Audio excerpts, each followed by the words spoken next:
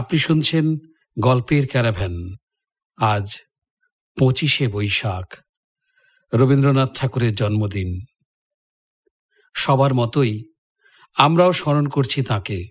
সেই উপলক্ষেই 1916 সালে লেখা ঘরে বাইরে উপন্যাসটি আপনাদের জন্য আজ রইল। দুটি পর্বে আমরা এর প্রথম অংশ শুনব। শুরু করা যাক প্রথম পর্ব। বিমলার আত্মকথা।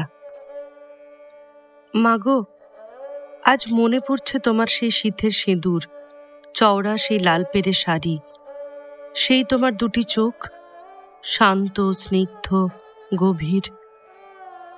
সে যে দেখেছি আমার চিত্তাকাশে ভোরবেলাকার অরুণ রেখার মতো।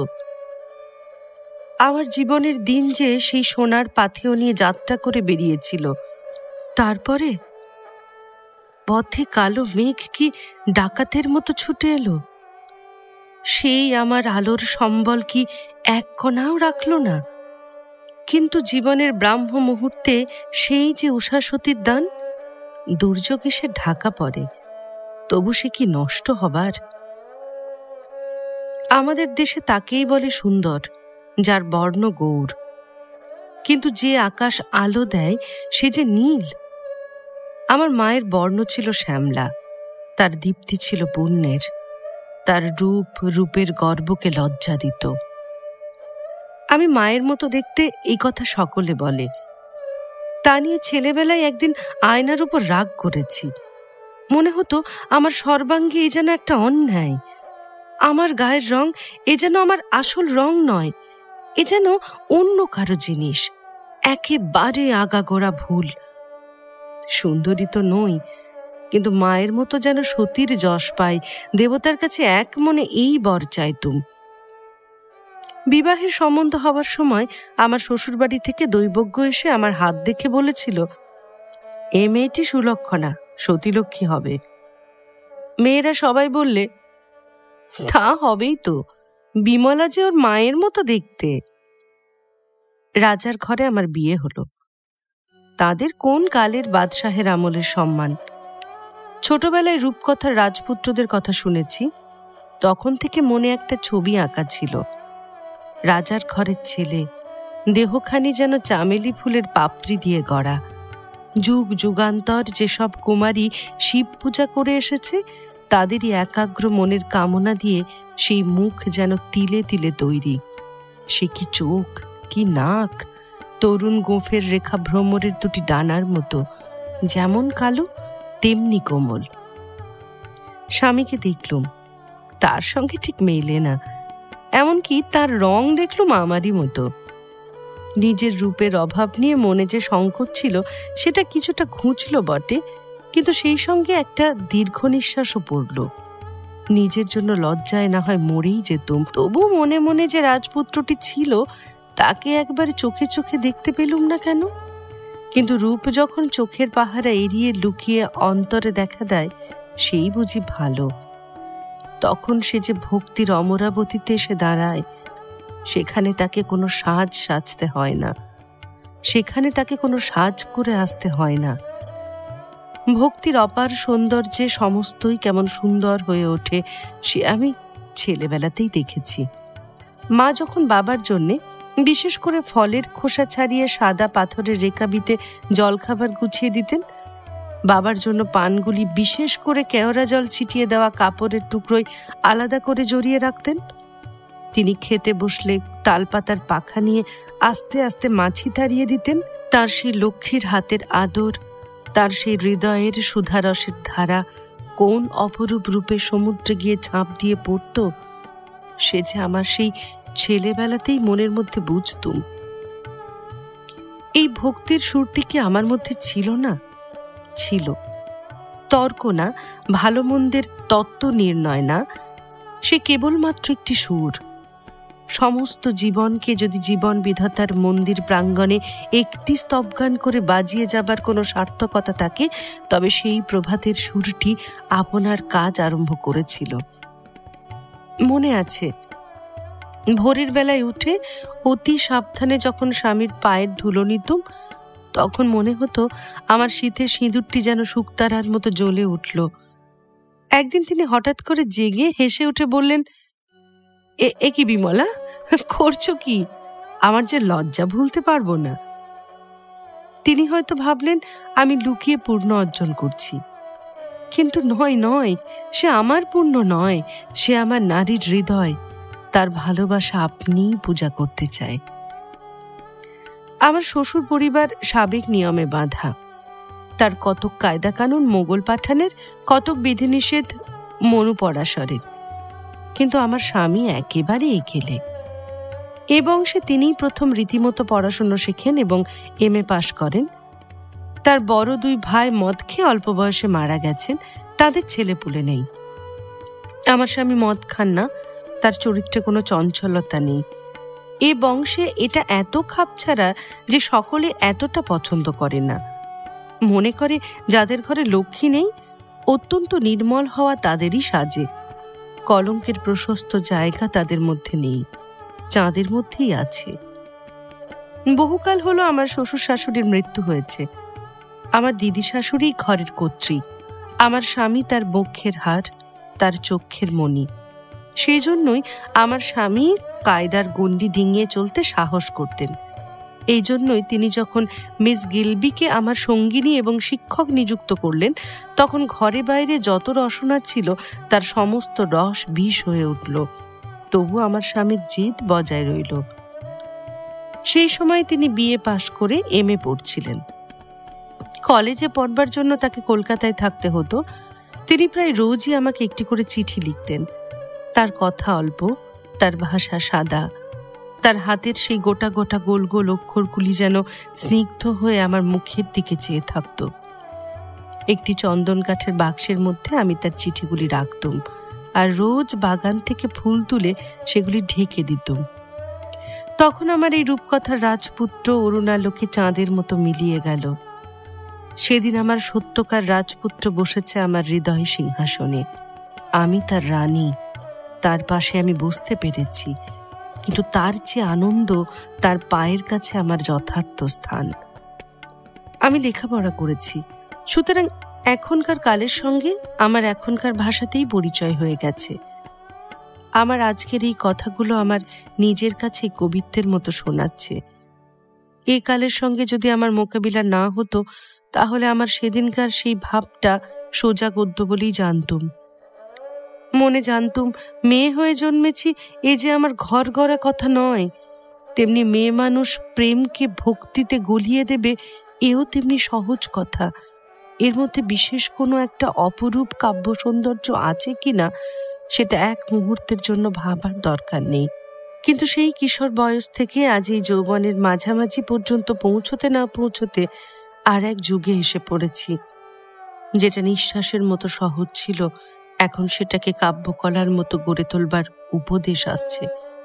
এখনকার ভাবুক পুরুষেরা সধবার পাতিব্রত্যে ও বিধবার ব্রহ্মচর্যে যে কি অপূর্ব কবিত্ব আছে, সে কথা প্রতিদিন সুর চড়িয়ে চড়িয়ে বলছেন। তার থেকে বোঝা যাচ্ছে জীবনের এই জায়গায় কেমন করে সত্যে আর সুন্দরে বিচ্ছেদ হয়ে গেছে। এখন কি কেবলমাত্র সুন্দরের দোহাই দিলে আর সত্যকে ফিরে পাওয়া যাবে? মেয়ে মানুষের সবই যে এক ছাঁচে ঢালা তা আমি মনে করি নে, কিন্তু এটুকু জানি আমার মনের মধ্যে আমার মায়ের সেই জিনিসটি ছিল, সেই ভক্তি করবার ব্যগ্রতা। সে যে আমার সহজ ভাব তা আজকে স্পষ্ট বুঝতে পারছি, যখন সেটা বাইরের দিক থেকে আর সহজ নেই। এমনি আমার কপাল, আমার স্বামী আমাকে সেই পূজার অবকাশ দিতে চাইতেন না। সেই ছিল তার মহত্ব। তীর্থের অর্থ পিচাস পাণ্ডা পূজার জন্য কারাকারি করে, কেননা সে পূজনীয় নয়। পৃথিবীতে যারা কাপুরুষ তারাই স্ত্রীর পূজা দাবি করে থাকে। তাতে পূজারী ও পূজিত দুয়েরই অপমানের এক শেষ। কিন্তু এত সেবা আমার জন্যে কেন? সাজসজ্জা, দাস দাসী জিনিসপত্রের মধ্যে দিয়ে যেন আমার 2 কুল ছাপিয়ে তার আদরের বান ডেকে বইল। এই সমস্তকে ঠেলে আমি নিজেকে দান করব কোন ফাঁকে? আমার পাওয়ার সুযোগের চেয়ে দেওয়ার সুযোগের দরকার অনেক বেশি ছিল। প্রেম যে স্বভাব বৈরাগী, সে যে পথের ধারে ধুলার পরে আপন ফুল অজস্র ফুটিয়ে দেয়, সে তো বৈঠকখানায় চিনের টবে আপনার সৌন্দর্য মেলতে পারে না। আমাদের অন্তঃপুরে যে সমস্ত সাবেক দস্তুর চলিত ছিল, আমার স্বামী তাকে সম্পূর্ণ ঠেলতে পারতেন না।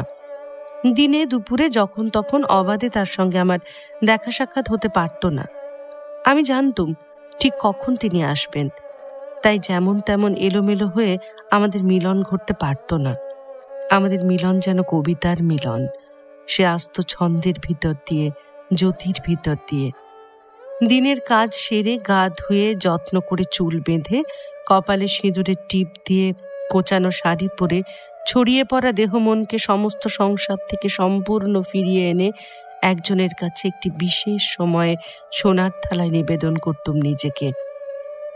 সেই সময়টুকু অল্প, কিন্তু সেই অল্পের মধ্যে সে অসীম। আমার স্বামী বারবার বলে এসেছেন, স্ত্রী পুরুষের পরস্পরের প্রতি সমান অধিকার, সুতরাং তাদের সমান প্রেমের সম্বন্ধ। এ নিয়ে আমি তার সঙ্গে কোনোদিন তর্ক করিনি, কিন্তু আমার মন বলে ভক্তিতে মানুষকে সমান হবার বাধা দেয় না। ভক্তিতে মানুষকে ওপরের দিকে তুলে সমান করতে চায়, তাই সমান হতে থাকবার আনন্দ তাতে বারবার পাওয়া যায়। কোনোদিন তা চুকে গিয়ে হেলার জিনিস হয়ে ওঠে না। প্রেমের থালায় ভক্তির পূজা আরতির আলোর মতো। পূজা যে করে এবং যাকে পূজা করা হয়, দুয়ের ওপরেই সে আলো সমানভাবে এসে পড়ে। আমি আজ নিশ্চয়ই জেনেছি, স্ত্রীলোকের ভালোবাসা পূজা করেই পূজিত হয়, নইলে সে ধিক ধিক। আমাদের ভালোবাসার প্রদীপ যখন জ্বলে, তখন তার শিখা উপরের দিকে ওঠে, প্রদীপের পোড়া তেলই নিচের দিকে পড়তে থাকে।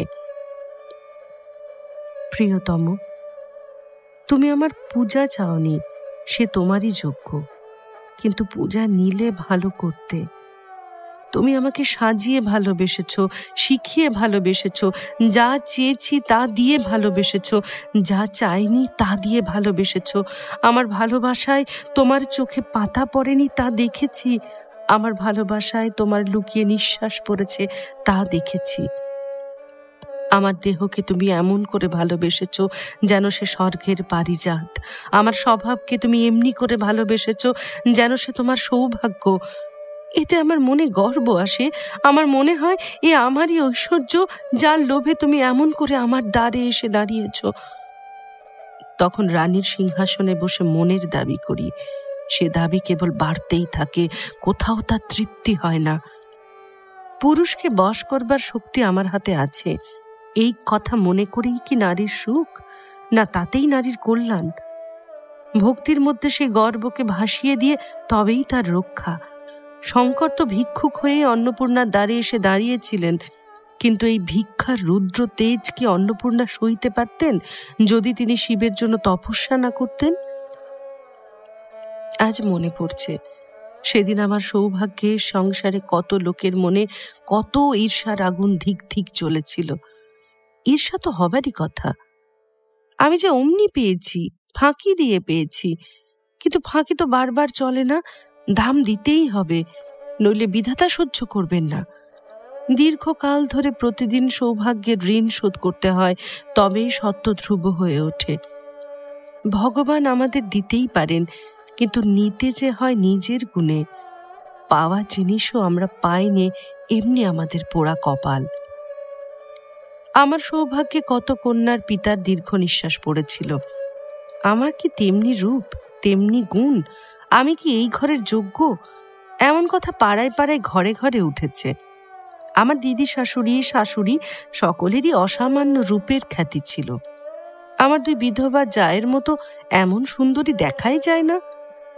পরে পরে যখন তাদের দুজনের কপাল ভাঙল, তখন আমার দিদি শাশুড়ি পণ করে বসলেন যে তার একমাত্র অবশিষ্ট নাতির জন্য তিনি আর রূপসীর খোঁজ করবেন না। আমি কেবলমাত্র সুলক্ষণের জোরে এই ঘরে প্রবেশ করতে পারলুম, নইলে আমার আর কোনো অধিকার ছিল না। আমাদের ঘরে এই ভোগের সংসারে খুব অল্প স্ত্রী যথার্থ স্ত্রীর সম্মান পেয়েছেন, কিন্তু সেটাই নাকি এখানকার নিয়ম। তাই মদের ফেনা আর নটির নুপুর নিক্কণের তলায় তাদের জীবনের সমস্ত কান্না তলিয়ে গেলেও তারা কেবলমাত্র বড় ঘরের ঘরণীর অভিমান বুকে আঁকড়ে ধরে মাথাটাকে উপরে ভাসিয়ে রেখেছিলেন। অথচ আমার স্বামী মদও ছুঁলেন না, আর নারী মাংসের লোভে পাপের পণ্যশালার দ্বারে দ্বারে মনুষ্যত্বের থলি উজাড় করেও ফিরলেন না। এ কি আমার গুণে? পুরুষের উদ্ভ্রান্ত উন্মত্ত মনকে বশ করবার মতো তো মন্ত্র বিধাতা আমাকে দিয়েছিলেন। কেবলমাত্র কপাল, আর কিছুই না। আর তাদের বেলাতেই কি পোড়া বিধাতার হুঁশ ছিল না? সকল অক্ষর কি বাঁকা হয়ে উঠল?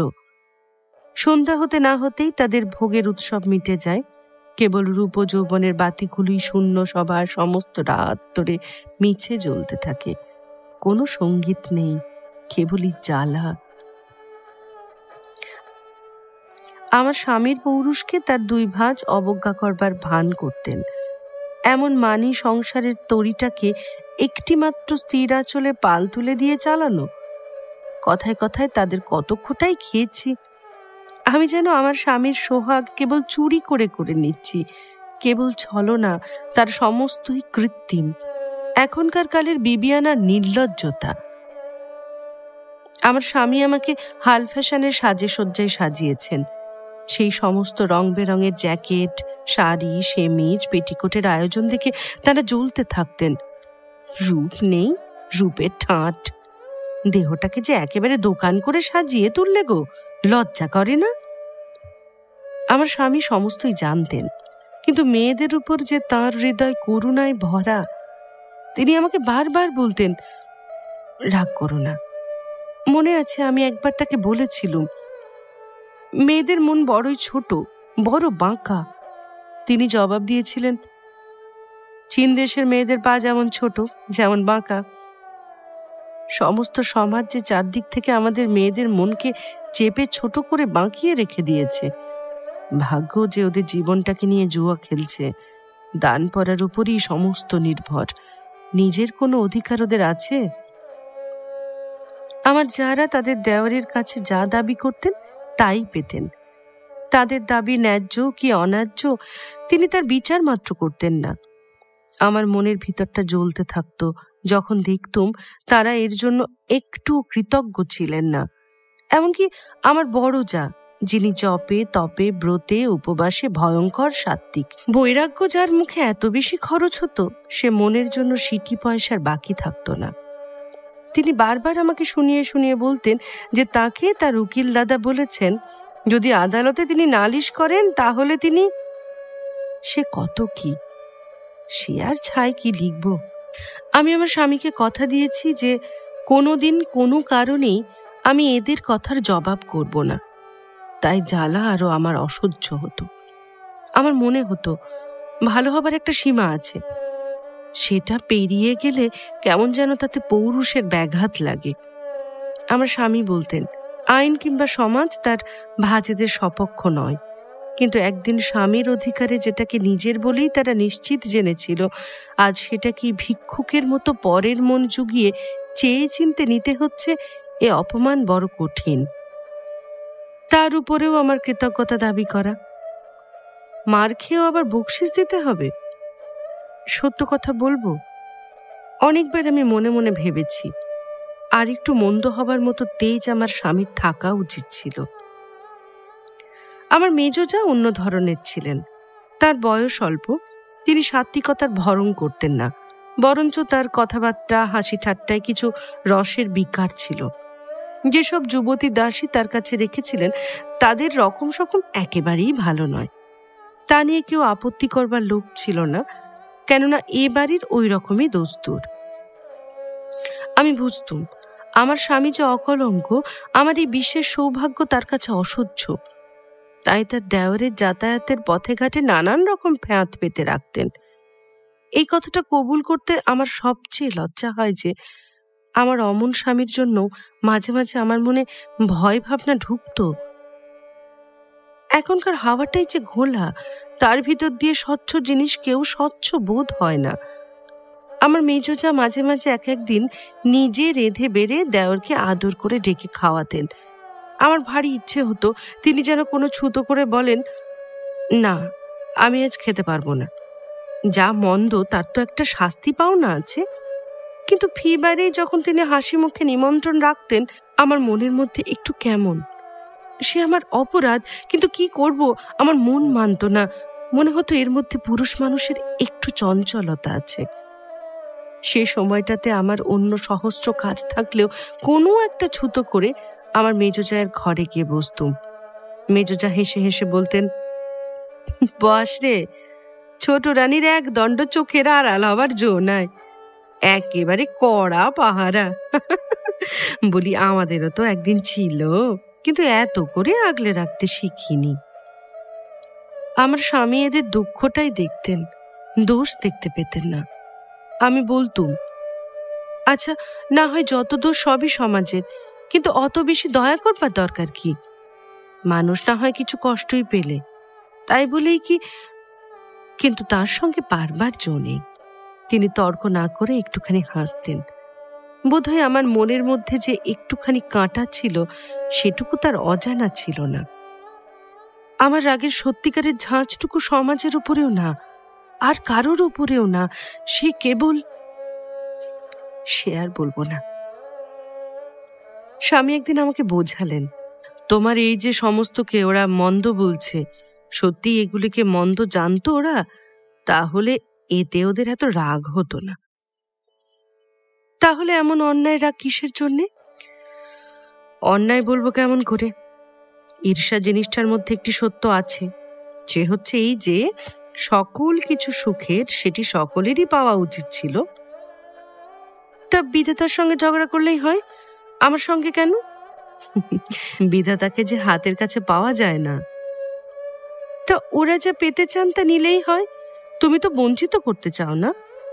পড়ুন না, শাড়ি, জ্যাকেট, গয়না, জুতো, মোজা, মেমের কাছে পড়তে যান, সে তো ঘরেই আছে। আর বিয়েই যদি করতে চান, তুমি তো বিদ্যাসাগরের মতো অমন 7টা সাগর পেরোতে পারো, এমন সম্বল তো আছে। ওই তো মুশকিল, মন যা চায় তা হাতে তুলে দিলেও নেবার জো নেই যে। তাই বুঝি কেবল ন্যাকামি করতে হয়, যেন যেটা পায়নি সেটা মন্দ, অথচ অন্য কেউ পেলে সর্বশরীর জ্বলতে থাকে। যে মানুষ বঞ্চিত, এমনি করেই সে আপনার বঞ্চনার চেয়ে বড় হয়ে উঠতে চায়, ওই তার সান্ত্বনা। যাই বলো তুমি, মেয়েরা বড় ন্যাকা, ওরা সত্যি কথাকে কবুল করতে চায় না, ছল করে। তার মানে ওরা সবচেয়ে বঞ্চিত। এমনি করে উনি যখন বাড়ির মেয়েদের সব রকম ক্ষুদ্রতায় উড়িয়ে দিতেন, আমার রাগ হতো। সমাজ কি হলে কি হতে পারত সেসব কথা কই তো কোনো লাভ নাই। কিন্তু পথে ঘাটে চারিদিকে ওই যে কাঁটা গজিয়ে রয়েছে, ওই যে বাঁকা কথা টিটকারি, ওই যে পেটে এক মুখে এক, একে দয়া করতে পারা যায় না। সে কথা শুনে তিনি বলতেন, যেখানে তোমার নিজের একটু কোথাও বাজে, সেইখানেই বুঝি তোমার যত দয়া। আর যেখানে ওদের জীবনের এপিট ওপিট ফুঁড়ে সমাজের শেল বিঁধেছে, সেখানে দয়া করবার কিছু নেই। যারা পেটেও খাবে না, তারাই পিঠেও সইবে। হবে হবে, আমার মন ছোট, আর সকলেই ভালো, কেবল আমি ছাড়া। রাগ করে বললুম, তোমাকে তো ভিতরে থাকতে হয় না, সব কথা জানো না। এই বলে আমি তাকে ও মহলের একটা বিশেষ খবর দেবার চেষ্টা করতে তিনি উঠে পড়লেন। বললেন, চন্দ্রনাথ বাবু অনেকক্ষণ বাইরে বসে আছেন। আমি বসে বসে কাঁদতে লাগলুম। স্বামীর কাছে এমন ছোট প্রমাণ হয়ে গেলে বাঁচি কি করে? আমার ভাগ্য যদি লাঞ্ছিত হতো, তাহলেও কি আমি যে কখনো ওদের মতো এমনতর হতুম না, সে তো প্রমাণ করবার জো নেই। দেখো, আমার একবার মনে হয়, রূপের অভিমানের সুযোগ বিধাতা যদি মেয়েদের দেন, তবে অন্য অনেক অভিমানের দুর্গতি থেকে তারা রক্ষা পায়। হীরে জহরতের অভিমান করাও চলত, কিন্তু রাজার ঘরে তার কোনো অর্থই নেই। তাই আমার অভিমান ছিল সতীত্বের। সেখানে আমার স্বামীকেও হার মানতে হবে, এটা আমার মনে ছিল। কিন্তু যখনই সংসারের কোনো খিটিমিটি নিয়ে তার সঙ্গে কথা কইতে গেছি, তখনই বারবার এমন ছোট হয়ে গেছি, সে আমাকে মেরেছে। তাই তখন আমি তাকেই উল্টে ছোট করতে চেয়েছি। মনে মনে বলেছি, তোমার এসব কথাকে ভালো বলে মানব না, এ কেবল ভালো মানুষই। এ তো নিজেকে দেওয়া নয়, এ অন্যের কাছে ঠকা। আমার স্বামীর বড় ইচ্ছে ছিল আমাকে বাইরে বের করেন। একদিন আমি তাকে বললুম, বাইরেতে আমার দরকারটা কি? তিনি বললেন, তোমাকে বাইরের দরকার থাকতে পারে। আমি বললুম, এতদিন যদি তার চলে গিয়ে থাকে আজও চলবে, সে গলায় দড়ি দিয়ে মরবে না। মরে তো মরুক না, সেজন্য আমি ভাবছি নে, আমি আমার জন্য ভাবছি। সত্যি নাকি? তোমার আবার ভাবনা কিসের? আমার স্বামী হাসি মুখে চুপ করে রইলেন। আমি তার ধরন জানি, তাই বললুম, না, অমন করে চুপ করে ফাঁকি দিলে চলবে না, এই কথাটা তোমার শেষ করতেই হবে। তিনি বললেন, কথা কি মুখের কথাতেই শেষ হয়? সমস্ত জীবনের কত কথা শেষ হয় না। না, তুমি হেয়ালি রাখো, বলো। আমি চাই বাইরের মধ্যে তুমি আমাকে পাও, আমি তোমাকে পাই, ওইখানে আমাদের দেনা পাওনা বাকি আছে। কেন, ঘরের মধ্যে পাওয়ার কমতি হলো কোথায়? এখানে আমাকে দিয়ে তোমার চোখ, কান, মুখ সমস্ত মুড়ে রাখা হয়েছে। তুমি যে কাকে চাও তাও জানো না, কাকে পেয়েছ তাও জানো না। খুব জানি গো, খুব জানি। মনে করছো জানি, কিন্তু জানো কি না তাও জানো না। দেখো, তোমার এই কথাগুলো আমি সইতে পারি না, সেজন্যই তো বলতে চাইনি।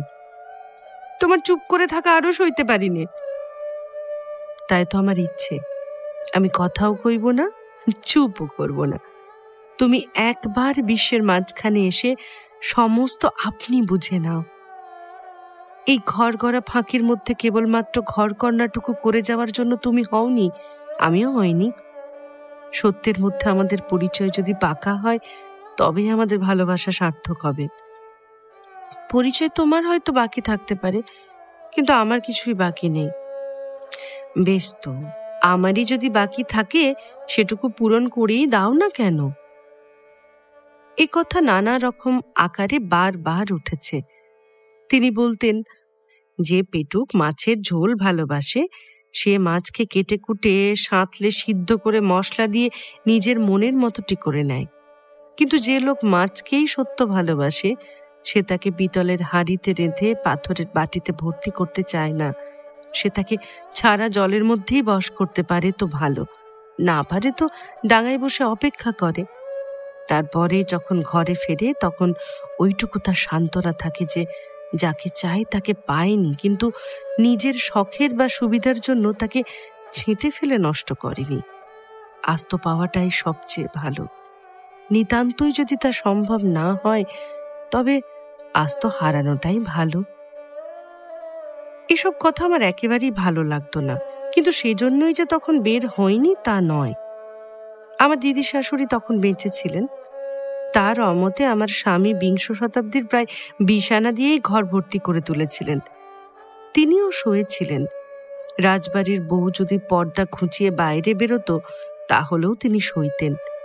তিনি নিশ্চয়ই জানতেন সেটাও একদিন ঘটবে, কিন্তু আমি ভাবতুম, এটা এতই কি জরুরি যে তাকে কষ্ট দিতে হবে? বইয়ে পড়েছি আমরা খাঁচার পাখি, কিন্তু অন্যের কথা জানি নে। এই খাঁচার মধ্যে আমার এত ধরেছে যে বিশ্বেও তা ধরে না। অন্তত তখন তো সেই রকমই ভাবতুম। আমার স্বামী যখন কলেজে পড়তেন, তখন থেকেই তিনি দেশের প্রয়োজনে জিনিস দেশেই উৎপন্ন করবেন বলে নানা রকম চেষ্টা করছিলেন। আমাদের জেলায় খেজুর গাছ অজস্র। কি করে অনেক গাছ থেকে একটি নলের সাহায্যে একসঙ্গে এক জায়গায় রস আদায় করে সেইখানেই জাল দিয়ে সহজে চিনি করা যেতে পারে, সেই চেষ্টায় তিনি অনেক দিন কাটালেন।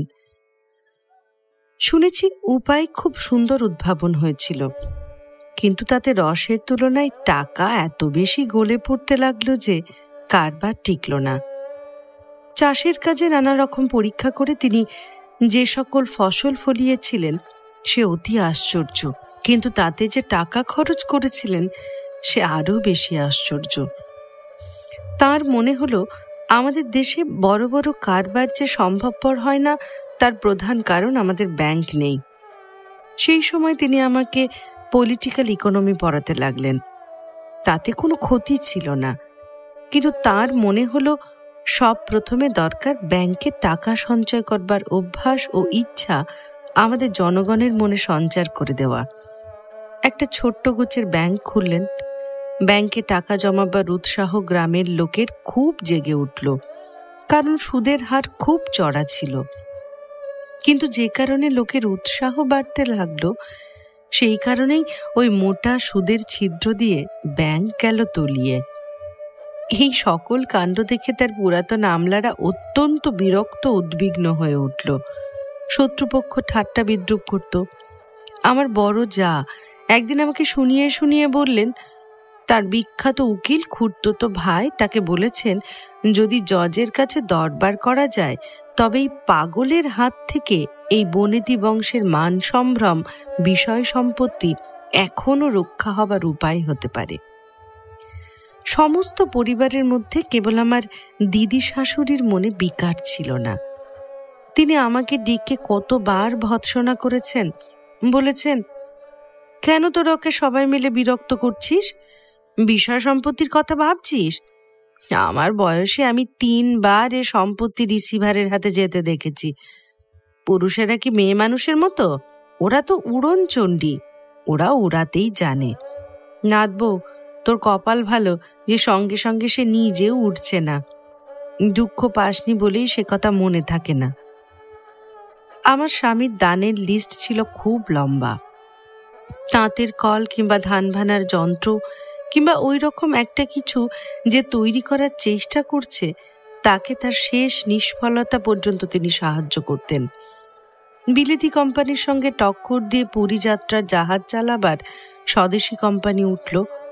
তার একখানা জাহাজও ভাসেনি, কিন্তু আমার স্বামীর অনেকগুলি কোম্পানির কাগজ ডুবেছে। সবচেয়ে আমার বিরক্ত লাগতো সন্দীপবাবু যখন দেশের নানা উপকারের ছুতোয় তার টাকা শুষে নিত। তিনি খবরের কাগজ চালাবেন, স্বাদেশিকতা প্রচার করতে যাবেন, ডাক্তারের পরামর্শে তাকে কিছুদিনের জন্য উটকামন্দে যেতে হবে। নির্বিচারে আমার স্বামী তার খরচ জুগিয়েছেন। এছাড়া সংসার খরচের জন্য নিয়মিত তার মাসিক বরাদ্দ আছে। অথচ আশ্চর্য এই যে আমার স্বামীর সঙ্গে তার যে মতের মিল আছে তাও নয়। আমার স্বামী বলতেন, দেশের খনিতে যে পণ্যদ্রব্য আছে তাকে উদ্ধার করতে না পারলে যেমন দেশের দারিদ্র্য, তেমনি দেশের চিত্তে যেখানে শক্তির রত্ন খনি আছে তাকে যদি আবিষ্কার বা স্বীকার করা না যায় তবে সে দারিদ্র্য আরো গুরুতর। আমি তাকে একদিন রাগ করে বলেছিলাম, এরা তোমাকে সবাই ফাঁকি দিচ্ছে। তিনি হেসে বললেন, আমার গুণ নেই, অথচ কেবলমাত্র টাকা দিয়ে গুণের অংশীদার হচ্ছি। আমি তো ফাঁকি দিয়ে লাভ করে নিলুম। এই পূর্বযুগের পরিচয় কিছু বলে রাখা গেল, নইলে নবযুগের নাট্যটা স্পষ্ট বোঝা যাবে না। এই যুগের তুফান যেই আমার রক্তে লাগলো, আমি প্রথমেই স্বামীকে বললুম, বিলেতি জিনিসে তৈরি আমার সমস্ত পোশাক পুড়িয়ে ফেলব। স্বামী বললেন, পোড়াবে কেন? যতদিন খুশি ব্যবহার না করলেই হবে। কি তুমি বলছো? যতদিন খুশি? ইহজীবনে আমি কখনো। বেশ তো, ইহজীবনে তুমি না হয় ব্যবহার করবে না, ঘটা করে নাই পোড়ালে। কেন এতে তুমি বাধা দিচ্ছ?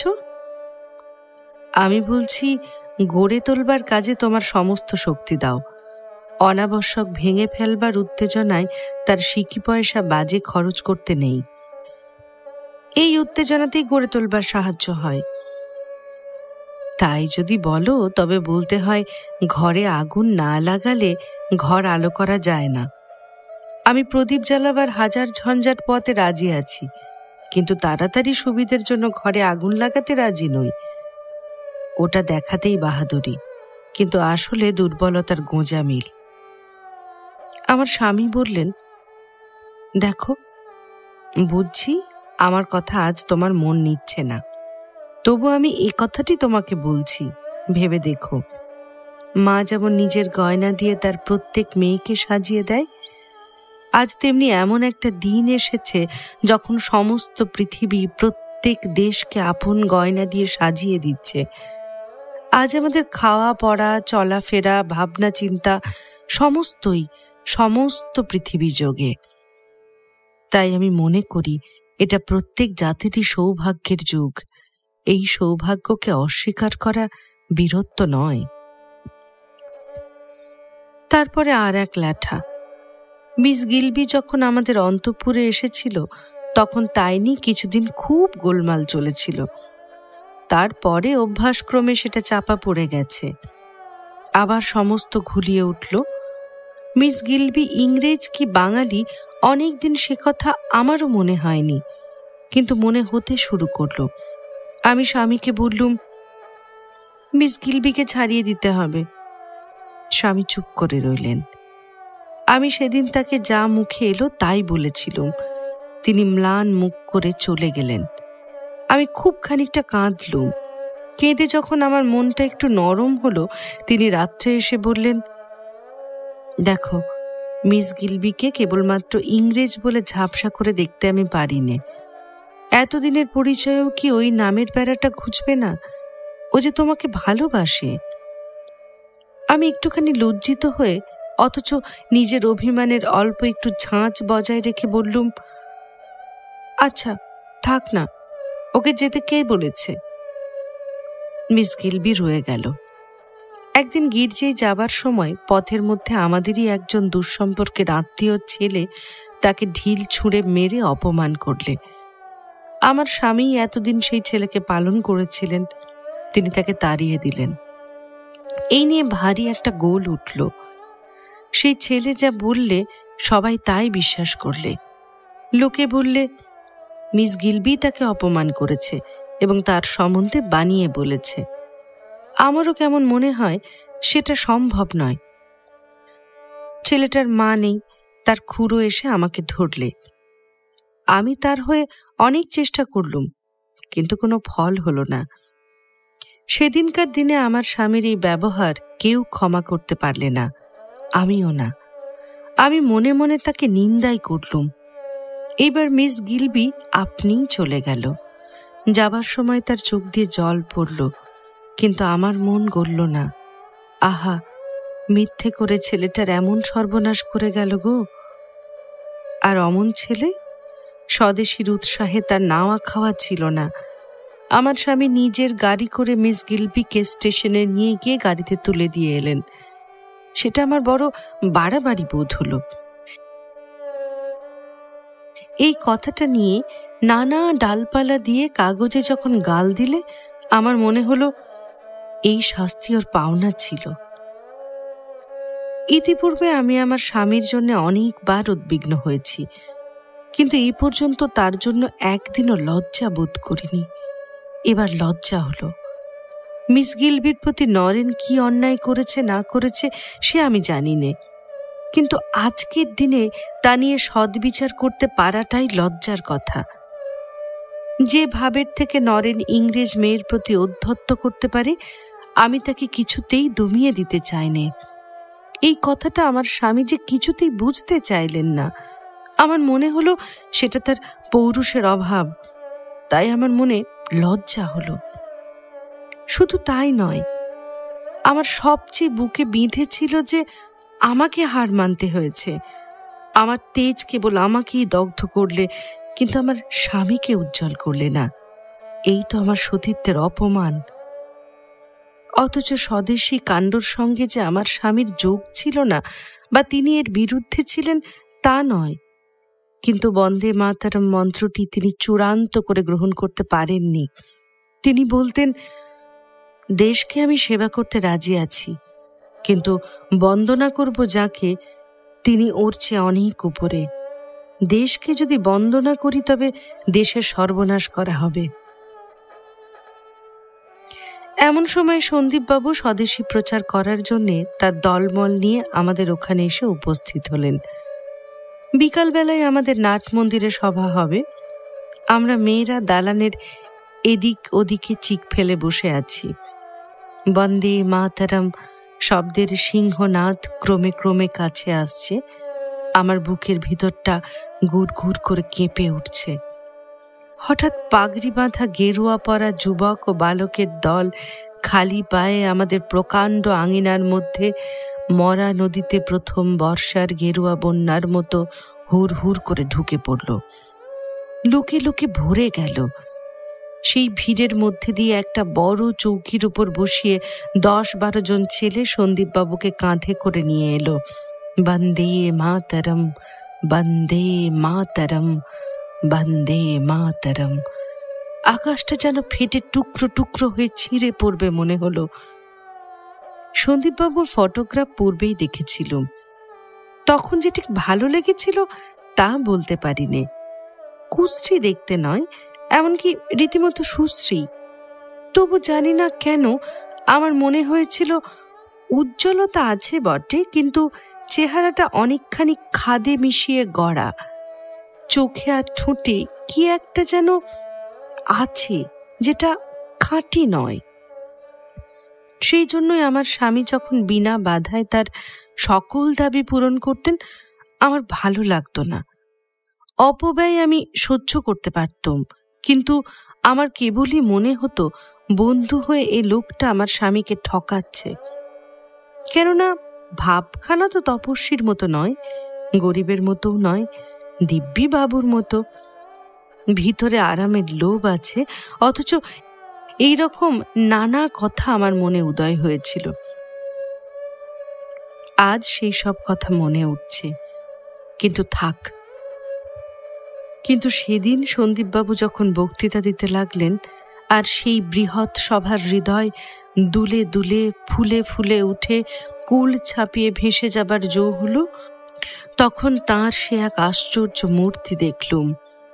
বিশেষত এক সময় সূর্য ক্রমে নেমে এসে ছাদের নিচে দিয়ে তার মুখের উপর যখন হঠাৎ রৌদ্র ছড়িয়ে দিলে, তখন মনে হলো তিনি যে অমর লোকের মানুষ।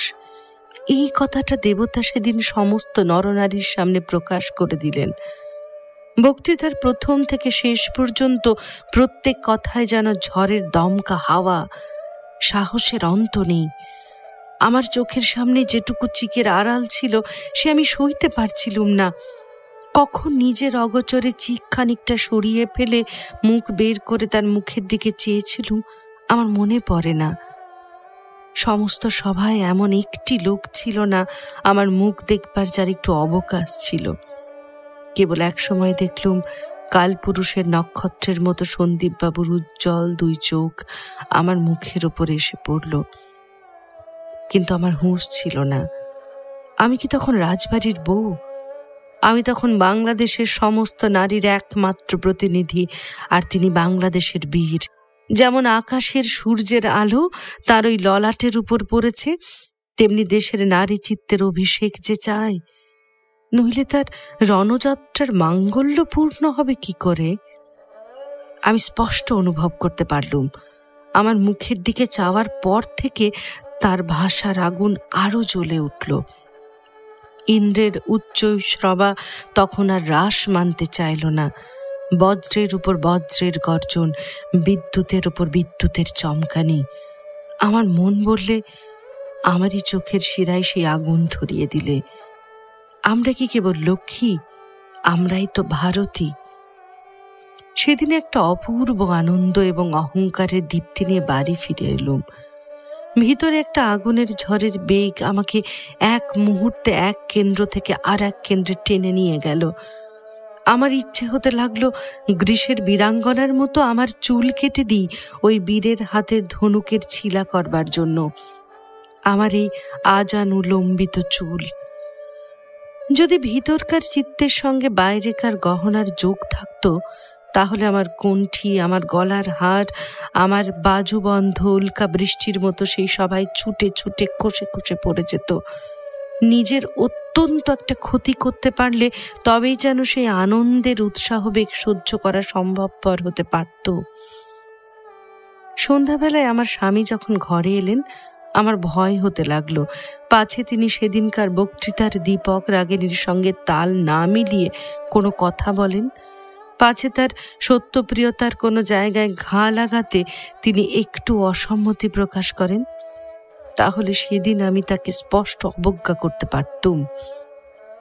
কিন্তু তিনি আমাকে কোনো কথাই বললেন না, সেটাও আমার ভালো লাগলো না। তার উচিত ছিল বলা, আজ সন্দীপের কথা শুনে আমার চৈতন্য হলো। এসব বিষয়ে আমার অনেক দিনের ভুল ভেঙে গেল। আমার কেমন মনে হলো তিনি কেবল জেদ করে চুপ করে আছেন, জোর করেই উৎসাহ প্রকাশ করছেন না। আমি জিজ্ঞাসা করলুম, সন্দীপবাবু আর কতদিন এখানে আছেন? স্বামী বললেন, তিনি কাল সকালেই রংপুরে রওনা হবেন। কাল সকালেই? হ্যাঁ, সেখানে তার বক্তৃতার সময় স্থির হয়ে গেছে। আমি একটুক্ষণ চুপ করে রইলুম, তারপরে বললুম, কোনো মতে কালকের দিনটা থেকে গেলে হয় না? সে তো সম্ভব নয়, কিন্তু কেন বলো দেখি? আমার ইচ্ছা আমি নিজে উপস্থিত থেকে তাকে খাওয়াবো। শুনে আমার স্বামী আশ্চর্য হয়ে গেলেন। এর পূর্বে অনেক দিন অনেকবার তিনি তার বন্ধুদের কাছে আমাকে বের হবার জন্য অনুরোধ করেছেন, আমি কিছুতেই রাজি হইনি। আমার স্বামী আমার মুখের দিকে স্থিরভাবে একরকম করে চাইলেন। আমি তার মনটা ঠিক বুঝলুম না। ভিতরে হঠাৎ একটু কেমন লজ্জা বোধ হলো। বললুম, না না, সে কাজ নেই। তিনি বললেন, কেনই বা কাজ নেই? আমি সন্দীপকে বলবো, যদি কোনো রকমের সম্ভব হয় তাহলে কাল সে থেকে যাবে। দেখলুম সম্ভব হলো। আমি সত্য কথা বলবো, সেদিন আমার মনে হচ্ছিল ঈশ্বর কেন আমাকে আশ্চর্য সুন্দর করে গড়লেন না। কারো মন হরণ করার জন্য যে তা নয়, কিন্তু রূপ যে একটা গৌরব। আজ এই মহাদিনে দেশের পুরুষেরা দেশের নারীর মধ্যে দেখুক একবার জগদ্ধাত্রীকে, কিন্তু বাইরের রূপ না হলে তাদের চোখ যে দেবীকে দেখতে পায় না। সন্দীপবাবু কি আমার মধ্যে দেশের এই জাগ্রত শক্তিকে দেখতে পাবেন? না, মনে করবেন এ একজন সামান্য মেয়ে মানুষ, তার এই বন্ধুর ঘরের গৃহিণী মাত্র। সেদিন সকালে মাথা ঘষে আমার সুদীর্ঘ এলো চুল একটি লাল রেশমের ফিতে দিয়ে নিপুণ করে জড়িয়েছিলুম। দুপুরবেলায় খাবার নিমন্ত্রণ, তাই ভিজে চুল তখন খোঁপা করে বাঁধবার সময় ছিল না। গায়ে ছিল জরির পাড়ের একটি সাদা মাদ্রাজি শাড়ি আর জরির একটুখানি পাড় দেওয়া হাত কাটা জ্যাকেট। আমি ঠিক করেছিলুম এ খুব সংযত সাজ, এর চেয়ে সাদাসিধে আর কিছু হতে পারে না। এমন সময় আমার মেজ জা এসে আমার মাথা থেকে পা পর্যন্ত একবার চোখ বুলিয়ে নিলেন, তারপর ঠোঁট দুটো একটু টিপে একটু হাসলেন। আমি জিজ্ঞাসা করলুম, দিদি, তুমি হাসলে যে? তিনি বললেন, তোর সাজ দেখছি। আমি মনে মনে বিরক্ত হলুম, এমনই কি সাজ দেখলে? তিনি আর একবার একটুখানি বাঁকা হাসি হেসে বললেন, মন্দ হয়নি ছোট রানী, বেশ হয়েছে। কেবল ভাবছি সে তোমার বিলিতি দোকানের বুক কাটা জামাটা পরলেই সাজটা পুরোপুরি হতো। এই বলে তিনি কেবল তার চোখ মুখ নয়, তার মাথা থেকে পা পর্যন্ত সমস্ত দেহের ভঙ্গি হাসিতে ভরে ঘর থেকে চলে গেলেন। খুব রাগ হলো এবং মনে হলো সমস্ত ছেড়ে ছুড়ে আট পরে মোটা গোছের একটা শাড়ি পরি। কিন্তু শেষ পর্যন্ত সে ইচ্ছাটা কেন যে পালন করতে পারলুম না তা ঠিক জানি নে। মনে মনে বললুম, আমি যদি বেশ ভদ্ররকম সাজ না করেই সন্দীপবাবুর সামনে বেরোই তাহলে আমার স্বামী রাগ করবেন। মেয়েরা যে সমাজের স্ত্রী। ভেবেছিলুম সন্দীপবাবু যখন একেবারে খেতে যখন বসবেন তখন তার সামনে বেরোবো। সেই খাওয়ানোর কর্মটার আড়ালে প্রথম দেখার সংকোচ অনেকটা কেটে যাবে। কিন্তু খাবার তৈরি হতে আজ দেরি আছে, প্রায় 1টা বেজে গেছে। তাই আমার স্বামী আলাপ করবার জন্য আমাকে ডেকে পাঠিয়েছেন। ঘরে ঢুকে প্রথমটা তার মুখের দিকে চাইতে ভারী লজ্জা ঠেকছিল। কোনো মতে সেটা কাটিয়ে জোর করে বলে ফেললুম, আজ খেতে আপনার দেরি হয়ে গেল।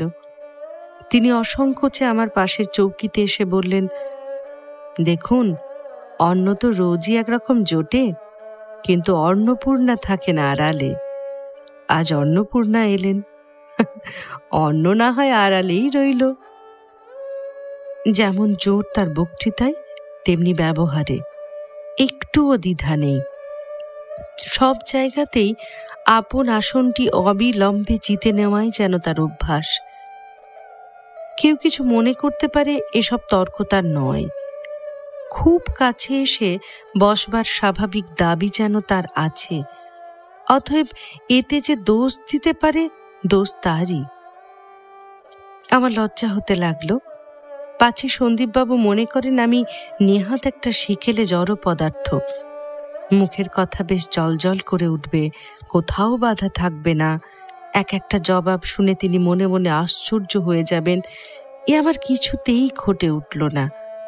ভিতরে ভিতরে ভারী কষ্ট হতে লাগলো। নিজেকে 1000 বার ভৎসনা করে বললুম, কেন ওর সামনে এমন হঠাৎ করে বের হতে গেলুম? কোনো রকম করে খাওয়ানোটা হয়ে গেলেই আমি তাড়াতাড়ি চলে যাচ্ছিলুম।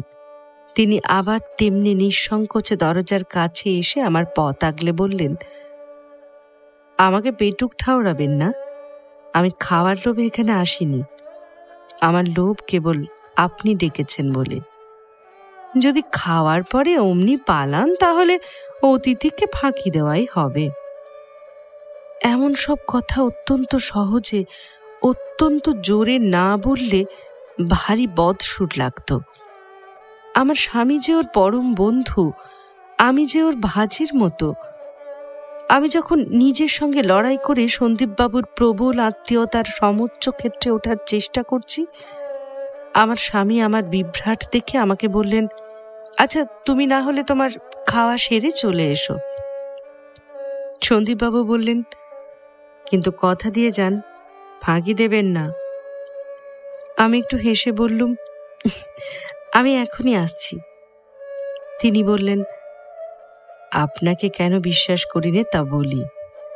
আজ 9 বছর হলো নিখিলেশের বিয়ে হয়েছে। এই 9টি বছর আপনি আমাকে ফাঁকি দিয়ে এসেছেন। আবার ফের যদি 9 বছর করেন, তাহলে কিন্তু আর দেখা হবে না। আমিও আত্মীয়তা শুরু করে দিয়ে মৃদুকণ্ঠে বললুম, কেন? তাহলেই বা দেখা হবে না কেন? তিনি বললেন, আমার কুষ্ঠিতে আছে আমি অল্প বয়সে মরব। আমার বাপ দাদা কেউ 30-এর কোটায় পেরোতে পারেননি। আমার তো এই 27 হলো। তিনি বুঝেছিলেন কথাটা আমার মনে বাজবে, বাজলেও বটে। এবার আমার মৃদুকণ্ঠে বোধহয় করুণ রসের একটু ছিটে লাগলো। আমি বললুম, সমস্ত দেশের আশীর্বাদে আপনার ফাঁড়া কেটে যাবে। তিনি বললেন, দেশের আশীর্বাদ দেশলক্ষ্মীদের কণ্ঠ থেকেই তো পাবো। সেই জন্য তো এত ব্যাকুল হয়ে আপনাকে আসতে বলছি। তাহলে আজ থেকেই আমার সত্যায়ন আরম্ভ হবে। স্রোতের জল ঘোলা হলেও অনায়াসে তার ব্যবহার চলে।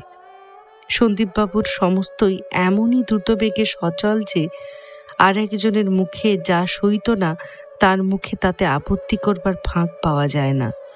হাসতে হাসতে বললেন, দেখুন, আপনার এই স্বামীকে জামিন রেখে দিলুম। আপনি যদি না আসেন, তাহলে ইনিও খালাস পাবেন না। আমি যখন চলে আসছি, তিনি আবার বলে উঠলেন, আমার আর একটু সামান্য দরকার আছে। আমি থমকে ফিরে দাঁড়ালুম। তিনি বললেন, ভয় পাবেন না, 1 গ্লাস জল। আপনি দেখেছেন আমি খাওয়ার সময় জল খাইনি, খাবার খানিক পরেই খাই। এরপরে আমাকে উৎকণ্ঠিত হয়ে জিজ্ঞাসা করলেন, কেন বলুন দেখি? কবে তার কঠিন অজীর্ণ রোগ হয়েছিল তার ইতিহাস এলো। প্রায় 7 মাস ধরে তার কিরকম অসহ্য ভোগ গিয়েছে তাও শুনলুম। অ্যালোপ্যাথ, হোমিওপ্যাথ, সকল রকমের চিকিৎসকের উপদ্রব পার করে অবশেষে কবিরাজের চিকিৎসায় কিরকম আশ্চর্য ফল পেয়েছেন তার বর্ণনা সেরে হেসে তিনি বললেন, ভগবান আমার ব্যায়ামগুলো এমনি করে গড়েছেন যে স্বদেশী বড়িটুকু হাতে হাতে না পেলে তারা বিদায় হতে চায় না। আমার স্বামী এতক্ষণ পরে বললেন, আর বিদেশি ওষুধের শিশিগুলোও যে একদণ্ড তোমার আশ্রয় ছাড়তে চায় না। তোমার বসবার ঘরে 3টি সেলফে যে একেবারে। ওগুলো কি জানো, পনি টিপ পুলিশের মতো। প্রয়োজন আছে বলে সে এসেছে তা নয়, আধুনিককালের শাসনে ওরা ঘাড়ের উপর এসে পড়ে, কেবল দণ্ডই দিতে হয়, গুঁতো কম খায় নে। আমার স্বামী অত্যুক্তি সইতে পারেন না, কিন্তু অহংকার মাত্রই যে অত্যুক্তি সে তো বিধাতার তৈরি নয়, মানুষের বানানো। আমি একবার আমার নিজের কোনো একটা মিথ্যার জবাবদিহির ছলে আমার স্বামীকে বলেছিলুম, গাছপালা পশু পাখিরাই আগাগোড়া সত্য বলে, বেচারাদের মিথ্যা বলবার শক্তি নাই। পশুর চেয়ে মানুষের এইখানে শ্রেষ্ঠতা, আবার পুরুষের চেয়ে মেয়েদের শ্রেষ্ঠতাও এইখানে। মেয়েদেরই বিস্তর অলংকার সাজে এবং বিস্তর মিথ্যাও মানায়। ঘর থেকে বাইরে এসে দেখি মেজোজা একটা জানলার খড়খড়ি একটুখানি ফাঁক করে বারান্দায় দাঁড়িয়ে। আমি জিজ্ঞাসা করলুম, এখানে যে? তিনি ফিসফিস করে উত্তর করলেন, আরে পাচ্ছিল। যখন ফিরে এলুম, সন্দীপবাবু করুণ স্বরে বললেন, আপনার আজ বোধহয় কিছুই খাওয়া হলো না। শুনে আমার ভারী লজ্জা হলো। আমি একটু বেশি শীঘ্র ফিরে এসেছি। ভদ্র রকম খাওয়ার জন্য যতটা সময় দেওয়া উচিত ছিল তা দেওয়া হয়নি। আজকের আমার খাওয়ার মধ্যে না খাওয়ার অংশটাই যে বেশি।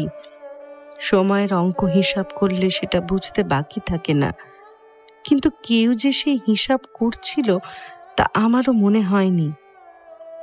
সন্দীপবাবু বোধহয় আমার লজ্জাটুকু দেখতে পেলেন, সেইটাই আরো লজ্জা। তিনি বললেন, বনের হরিণীর মতো আপনার তো পালাবার দিকেই ঝোঁক ছিল, তবুও যে এত কষ্ট করে সত্য রক্ষা করলেন, এ আমার কম পুরস্কার নয়।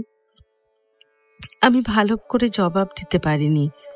মুখ লাল করে ঘেমে একটা সোফার কোণে বসে পড়লুম।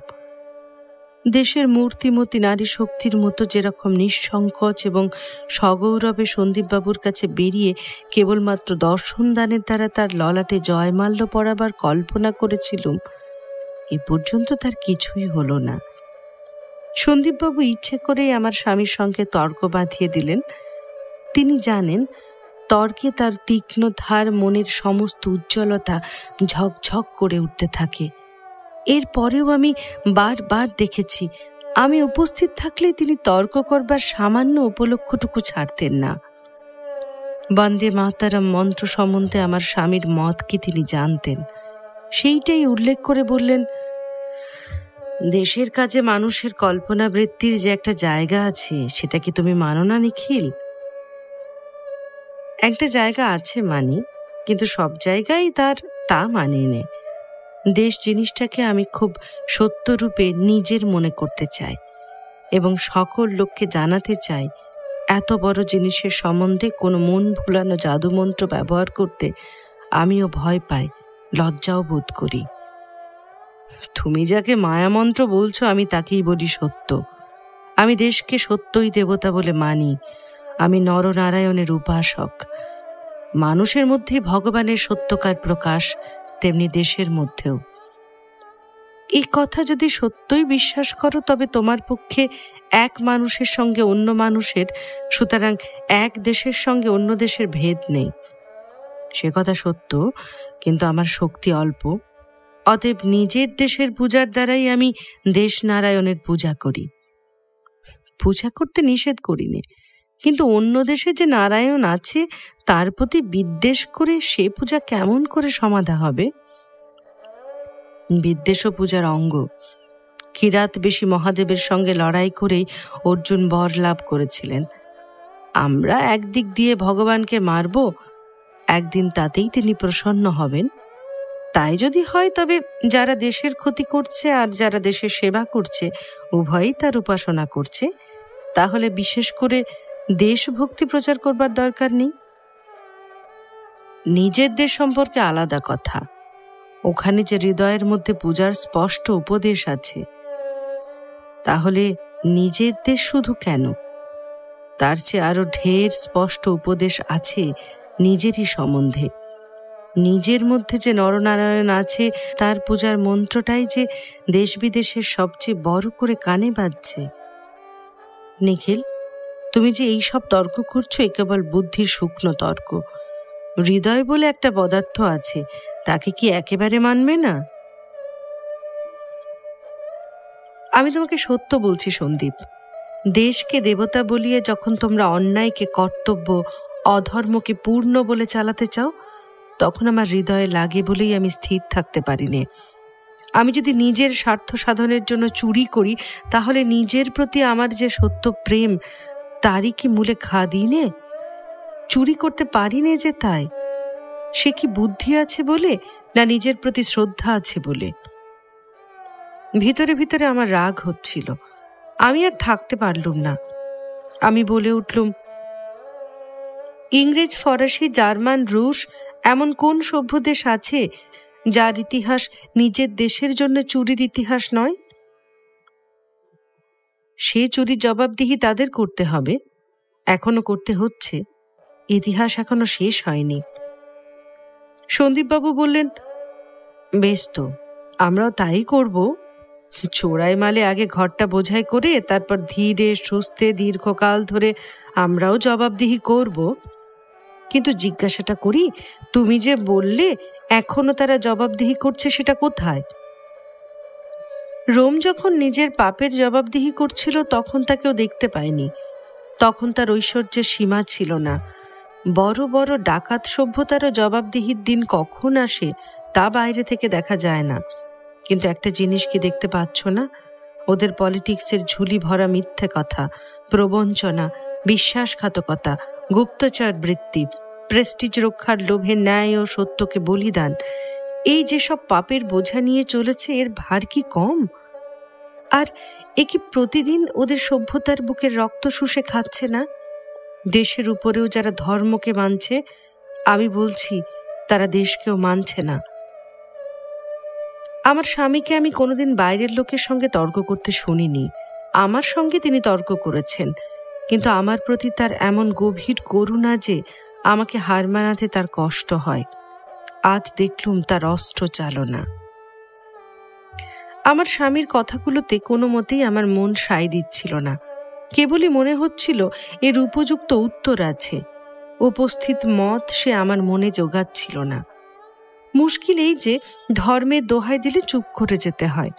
এ কথা বলা শক্ত, ধর্মকে ততটা দূর পর্যন্ত মানতে রাজি নই। এই তর্ক সম্বন্ধে ভালো রকম জবাব দিয়ে আমি একটা লিখব এবং সেটা সন্দীপবাবুর হাতে দেব, আমার মনে এই সংকল্প ছিল। তাই আজকের কথাবার্তাগুলো ঘরে ফিরে এসেই আমি নোট করে নিয়েছি। এক সময় সন্দীপবাবু আমার দিকে চেয়ে বললেন, আপনি কি বলেন? আমি বললুম, আমি বেশি সূক্ষ্মে যেতে চাইনি, আমি মোটা কথাই বলবো।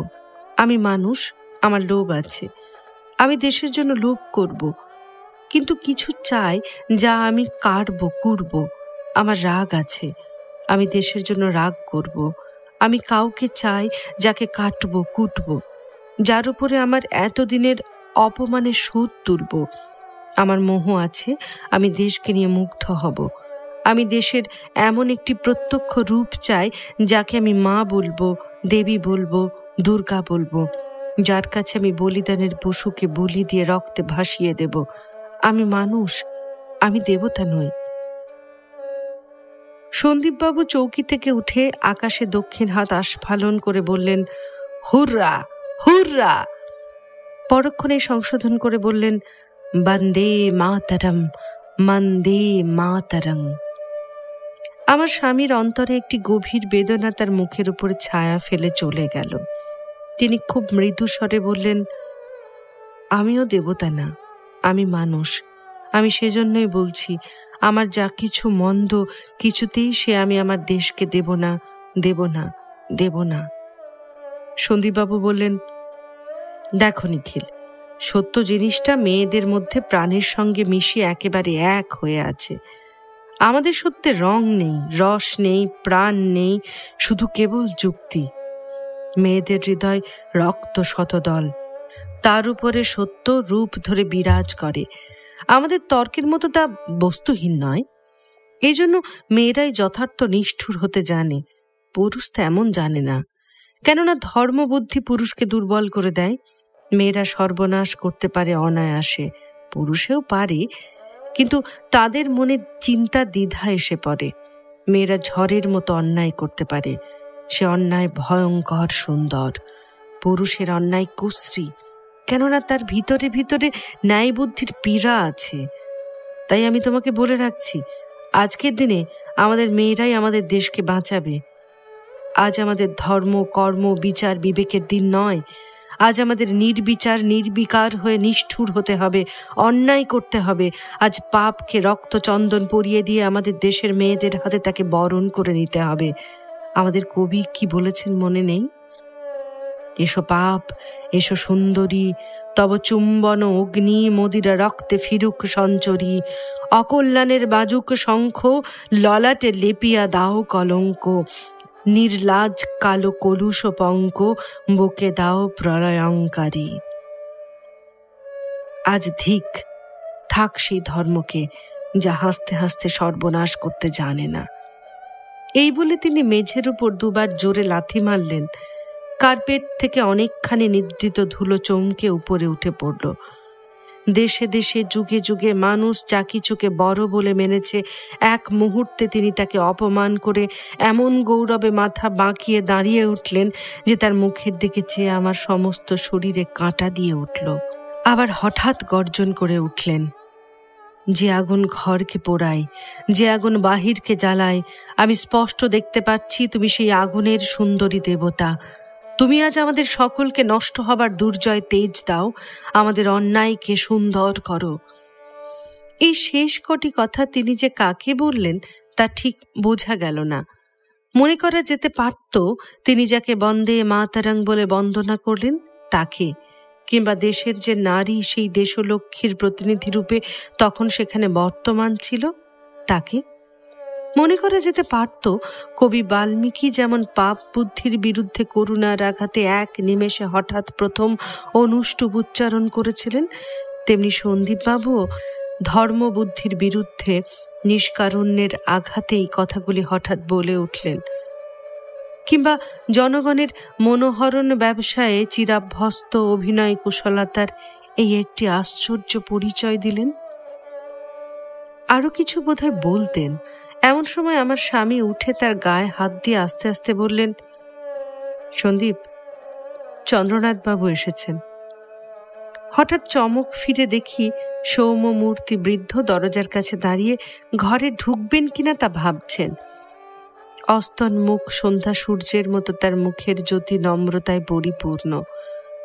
আমাকে আমার স্বামী এসে বললেন, ইনি আমার মাস্টার মশাই, এর কথা অনেকবার তোমাকে বলেছি, একে প্রণাম করো। আমি তার পায়ের ধুলো নিয়ে তাকে প্রণাম করলুম। তিনি আশীর্বাদ করলেন, মা, ভগবান চিরদিন তোমাকে রক্ষা করুন।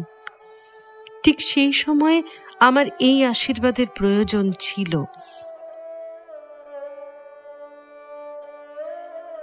নিখিলেশের আত্মকথা। একদিন আমার মনে বিশ্বাস ছিল ঈশ্বর আমাকে যা দেবেন আমি তা নিতে পারব। এই পর্যন্ত তার পরীক্ষা হয়নি, এবার বুঝি সময় এলো। মনকে যখন মনে মনে যাচাই করতুম, অনেক দুঃখ কল্পনা করেছি। কখনো ভেবেছি দারিদ্র্য, কখনো জেলখানা, কখনো অসম্মান, কখনো মৃত্যু। এমনকি কখনো বিমলার মৃত্যুর কথাও ভাবতে চেষ্টা করেছি। এ সমস্ত নমস্কার করে মাথায় করে নেব এ কথা যখন বলেছি, বোধহয় মিথ্যা বলিনি। কেবল একটা কথা কোনোদিন মনে কল্পনাও করতে পারিনি।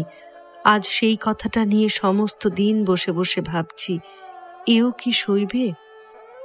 মনের ভিতরে কোন জায়গায় একটা কাঁটা বিঁধে রয়েছে। কাজকর্ম করছি, কিন্তু বেদনার অবসান নেই। বোধহয় যখন ঘুমিয়ে থাকি তখন একটা কথা পাঁজর কাটতে থাকে। সকালে জেগে উঠেই দেখি দিনের আলোর লাবণ্যে শুকিয়ে গেছে। এ কি কি হয়েছে? এ কালো কিসের কালো? কোথা দিয়ে আমার সমস্ত পূর্ণচন্দ্রের উপর ছায়া ফেলতে এলো। আমার মনের বোধ শক্তি হঠাৎ এমন ভয়ানক বেড়ে উঠেছে যে দুঃখ আমার অতীতের বুকের ভিতর সুখের ছদ্মবেশ পরে লুকিয়ে বসেছিল, তার সমস্ত মিথ্যা আজ আমার নাড়ি টেনে টেনে ছিঁড়ছে। আর যে লজ্জা, যে দুঃখ ঘনিয়ে এলো বলে সে যতই প্রাণপণে ঘুমটা টানছে, আমার হৃদয়ের সামনে ততই তার আব্রু ঘুচে গেল। আমার সমস্ত হৃদয় দৃষ্টিতে ভরে গিয়েছে, যা দেখবার নয়, যা দেখতে চাইনে, তাও বসে বসে দেখছি। আমি চিরদিন ঐশ্বর্যের ফাঁকির মধ্যে এত বড় কাঙাল হয়ে বসেছিলুম, সে কথা এতকাল ভুলিয়ে রেখে আজ হঠাৎ দিনের পর দিনে, মুহূর্তের পর মুহূর্তে, কথার পর কথায়, দৃষ্টির পর দৃষ্টিতে সেই আমার প্রতারিত জীবনের দুর্ভাগ্য এমন তিল তিল করে প্রকাশ করবার দিন এলো কেন? যৌবনের এই 9টা বছর মাত্র মায়াকে যা খাজনা দিয়েছি, জীবনের শেষ মুহূর্ত পর্যন্ত সত্য সেটাকে সুদে আসলে করায় করায় আদায় করতে থাকবে। ঋণ শোধের সম্বল যার একেবারেই ফুরালো, সবচেয়ে বড় ঋণ শোধের ভার তারই ঘাড়ে। তবু যে প্রাণপণে বলতে পারি, হে সত্য, তোমারই জয় হোক। আমার পিস্তুত বোন মনুর স্বামী গোপাল কাল এসেছিল তার মেয়ের বিয়ের সাহায্য চাইতে। সে আমার ঘরের আসবাবগুলোর দিকে তাকিয়ে মনে মনে ভাবছিল, আমার মতো সুখী জগতে আর কেউ নেই। আমি বললুম, গোপাল, মনুকে বলো কাল আমি তার ওখানে খেতে যাব। মনু আপনার হৃদয়ের অমৃতে গরিবের ঘরটিকে স্বর্গ করে রেখেছে। সেই লক্ষ্মীর হাতের অন্ন একবার খেয়ে আসবার জন্য আমার সমস্ত প্রাণ আজ কাঁদছে। তার ঘরে অভাবগুলি তার ভূষণ হয়ে উঠেছে। আজ তাকে একবার দেখে আসি গে। ওগো পবিত্র, জগতে তোমার পবিত্র পায়ের ধুলো আজও একেবারে নিঃশেষ হয়ে যায়নি। জোর করে অহংকার করে কি করব? না হয় মাথা হেঁট করেই বললুম আমার গুণের অভাব আছে। পুরুষের মধ্যে মেয়েরা যেটা সবচেয়ে খোঁজে, আমার স্বভাবে হয়তো সেই জোর নেই। কিন্তু জোর কি শুধু আস্ফালন, শুধু খামখেয়াল? জোর কি এই রকম অসংকোচে পায়ের তলায়? কিন্তু এ সমস্ত তর্ক করা কেন? ঝগড়া করে তো যোগ্যতা লাভ করা যায় না। অযোগ্য, অযোগ্য, অযোগ্য, না হয় তাই হলো, কিন্তু ভালোবাসার তো মূল্য তাই যে সে অযোগ্যতাকেও সফল করে তোলে। যজ্ঞের জন্য পৃথিবীতে অনেক পুরস্কার আছে, অযোগ্যের জন্যই বিধাতা কেবলই ভালোবাসাটুকু রেখেছিলেন। একদিন বিমলাকে বলেছিলাম, তোমাকে বাইরে আসতে হবে। বিমলা ছিল আমার ঘরের মধ্যে। সে ছিল ঘর গড়া বিমল, ছোট জায়গা এবং ছোট কর্তব্যের কতকগুলো বাধা নিয়মে তৈরি। তার কাছ থেকে যে ভালোবাসাটুকু নিয়মিত পাচ্ছিলাম, সে কি তার হৃদয়ের গভীর উৎসের সামগ্রী, না সে সামাজিক মিউনিসিপ্যালিটির বাষ্পের চাপে চালিত দৈনিক কলের জলের বাঁধা বরাদ্দের মতো? আমি লোভী। যা পেয়েছিলাম তার চেয়ে আকাঙ্ক্ষা কি আমার অনেক বেশি? না, আমি লোভী নই, আমি প্রেমিক। সেজন্যই আমি তালা দেওয়া লোহার সিন্ধুকের জিনিস চাইনি। আমি তাকেই চেয়েছিলুম, আপনি ধরা না দিলে যাকে কোনো মতেই ধরা যায় না। স্মৃতি সংহিতার পুঁথির কাগজের কাটা ফুলে আমি ঘর সাজাতে চাইনি। বিশ্বের মধ্যে জ্ঞানে, শক্তিতে, প্রেমে পূর্ণ বিকশিত বিমলকে দেখবার বড় ইচ্ছা ছিল। একটা কথা তখন ভাবিনি, মানুষকে যদি তার পূর্ণ মুক্ত রূপে, সত্য রূপেই দেখতে চায়, তাহলে তার উপরে একেবারে নিশ্চিত দাবি রাখবার আশা ছেড়ে দিতে হয়। এ কথা কেন ভাবিনি? স্ত্রীর উপর স্বামীর নিত্য দখলের অহংকারে? না, তা নয়। ভালোবাসার উপর একান্ত ভরসা ছিল বলেই। সত্যের সম্পূর্ণ অনাবৃত রূপ সহ্য করার শক্তি আমার আছে, এই অহংকার আমার মনে ছিল। আজ তার পরীক্ষা হচ্ছে। মরি আর বাঁচি, পরীক্ষায় উত্তীর্ণ হব, এই অহংকার এখনো মনে রেখে দিলুম। আজ পর্যন্ত বিমল এক জায়গায় আমাকে কোনো মতেই বুঝতে পারেনি। জবরদস্তিকে আমি বরাবর দুর্বলতা বলেই জানি। যে দুর্বল সে সুবিচার করতে সাহস করে না। ন্যায়পরতার দায়িত্ব এড়িয়ে অন্যায়ের দ্বারা সে তাড়াতাড়ি ফল পেতে চায়। ধৈর্যের পরে বিমলের ধৈর্য নেই।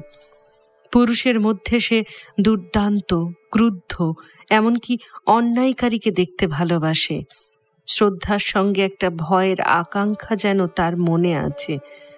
ভেবেছিলুম বড় জায়গায় এসে জীবনকে যখন সে বড় করে দেখবে, তখন দৌরাত্ম্যের প্রতি এই মোহ থেকে সে উদ্ধার পাবে।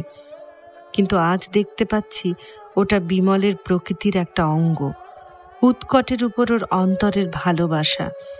জীবনের সমস্ত সহজ সরল রসকে সে লঙ্কা মরিচ দিয়ে ঝাল আগুন করে জীবের ডগা থেকে পাকযন্ত্রের তলা পর্যন্ত জ্বালিয়ে তুলতে চায়। অন্য সমস্ত স্বাদকে সে একরকম অবজ্ঞা করে। তেমনি আমার পণ এই যে কোনো একটা উত্তেজনার করা মদ খেয়ে উন্মত্তের মতো দেশের কাজে লাগবো না। আমি বরঞ্চ কাজের ত্রুটি সহ্য করি, তবু চাকর বাকরকে মারধর করতে পারি নে। কারো উপর রেগে মেগে হঠাৎ কিছু একটা বলতে বা করতে আমার সমস্ত দেহ মনের ভিতর একটা সংকোচ বোধ হয়। আমি জানি আমার এই সংকোচকে মৃদুতা বলে বিমল মনে মনে অশ্রদ্ধা করে। আজ সেই একই কারণ থেকে সে ভিতরে ভিতরে আমার উপর রাগ করে উঠেছে, যখন দেখছে আমি বন্দে মাতারাম হেঁকে চারিদিকে যা ইচ্ছে তাই করে বেড়াইনে। আজ সমস্ত দেশের ভৈরবী চক্রে মদের পাত্র নিয়ে আমি যে বসে যাইনি, এতে সকলেরই অপ্রিয় হয়েছি। দেশের লোক ভাবছে আমি খেতাব চাই কিংবা পুলিশকে ভয় করি। পুলিশ ভাবছে আমি ভিতরে আমার কুমতলব আছে বলে বাইরে আমি এমন ভালো মানুষ। তবু আমি এই অবিশ্বাস ও অপমানের পথেই চলেছি। কেননা আমি এই বলি, দেশকে সাদাভাবে সত্যভাবে দেশ বলেই জানি, মানুষকে মানুষ বলেই শ্রদ্ধা করে যারা তার সেবা করতে উৎসাহ পায় না, চিৎকার করে মা বলে, দেবী বলে, মন্ত্র পড়ে যাদের কেবলই সম্মোহনের দরকার হয়, তাদের সেই ভালোবাসা দেশের প্রতি তেমন নয় যেমন নেশার প্রতি। সত্যের উপরে কোনো একটা মোহকে প্রবল করে রাখবার চেষ্টা, এ আমাদের মজ্জাগত দাসত্বের লক্ষণ। চিত্তকে মুক্ত করে দিলেই আমরা আর বল পাইনে। হয় কোনো কল্পনাকে, নয় কোনো মানুষকে, নয় ভাটপাড়ার ব্যবস্থাকে আমাদের অসার চৈতন্যের পিঠের ওপর সাওয়ার করে না বসালে সে নড়তে চায় না। যতক্ষণ সহজ সত্যে আমরা স্বাদ পাইনি, যতক্ষণ এই রকম মোহে আমাদের প্রয়োজন আছে, ততক্ষণ বুঝতে হবে স্বাধীনভাবে নিজের দেশকে পাবার শক্তি আমাদের হয়নি। ততক্ষণ আমাদের অবস্থা যেমনই হোক, হয় কোনো কাল্পনিক ভূত, নয় কোনো সত্যকার ওঝা, নয় একসঙ্গে দুইয়ে মিলে আমাদের উপর উৎপাত করবেই। সেদিন সন্দীপ আমাকে বললে, তোমার অন্য নানা গুণ থাকতে পারে, কিন্তু তোমার কল্পনা বৃত্তি নেই। সেই জন্যই স্বদেশের এই দিব্য মূর্তিকে তুমি সত্য করে দেখতে পারো না। দেখলুম বিমলও তাতে সায় দিলে। আমি আর উত্তর করলুম না। তর্কে জিতে সুখ নেই, কেননা এ তো বুদ্ধির অনৈক্য নয়, এ যে স্বভাবের ভেদ। ছোট ঘরকন্যার সীমাটুকুর মধ্যে এই ভেদ ছোট আকারেই দেখা দেয়। সেই জন্য সেইটুকুতে মিলন গানের তাল কেটে যায় না। বড় সংসারে এই ভেদের তরঙ্গ বড়, সেখানেই তরঙ্গ কেবলমাত্র কলধ্বনি করে না, আঘাত করে। কল্পনাবৃত্তি নেই, অর্থাৎ আমার মনের প্রদীপে তেল বাতি থাকতে পারে, কেবল শিক্ষার অভাব। আমি তো বলি সে অভাব তোমাদেরই। তোমরা চকমকি পাথরের মতো আলোকহীন, তাই এত ঠুকতে হয়, এত শব্দ করতে হয়, তবেই একটু একটু স্ফুলিঙ্গ বেরোয়। এই বিচ্ছিন্ন স্ফুলিঙ্গে কেবল অহংকার বাড়ে, দৃষ্টি বাড়ে না। আমি অনেক দিন থেকেই লক্ষ্য করছি সন্দীপের প্রকৃতির মধ্যে একটা লালসার স্থূলতা আছে। তার সেই মাংসবহুল আসক্তি তাকে ধর্ম সম্বন্ধে মোহ রচনা করায়, আর দেশের কাজে দৈরাত্যের দিকে তাড়না করে। তার প্রকৃতি স্থূল, অথচ বুদ্ধি তীক্ষ্ণ বলেই সে আপনার প্রবৃত্তিকে বড় নাম দিয়ে সাজিয়ে তোলে। ভোগের তৃপ্তির মতোই বিদ্বেষের আশু চরিতার্থতা তার পক্ষে উগ্ররূপে দরকারি।